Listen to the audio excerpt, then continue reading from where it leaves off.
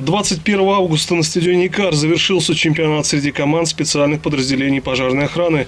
От того, как спортсмены справятся с последним заданием, зависел итоговый результат. Боевое развертывание – сложный вид.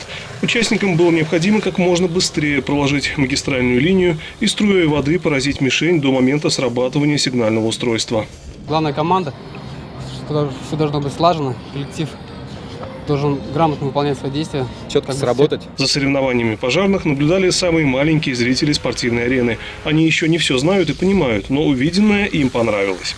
Я видел, как пожарники тушили огонь. Пожарники в огонь стреляли. На соревнования по пожарно-прикладному спорту малыши приходили из детских садов целыми группами.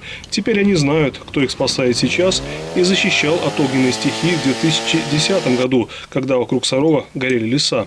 Эти и другие события нашли отражение в выставке, посвященной 25-летию МЧС России. Она расположилась под трибунами стадиона. На фотографиях можно увидеть конвои наши гуманитарные в Донецк и Луганск.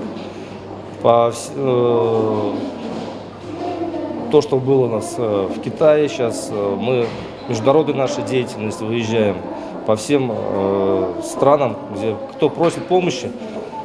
Землетрясения, наводнения, тушим тоже также. Вот в Китае помогали тушению пожаров. В ближайшие дни выставка переедет в музей ядерного оружия. Ее дополнят другие фотографии о деятельности МЧС России. А теперь об итогах 3 дней соревнований по пожарно-прикладному спорту. В общекомандном зачете победу одержали спортсмены Санкт-Петербурга. На 2-м месте Казань. В тройку лидеров вошли и саровчане. У нас бронза.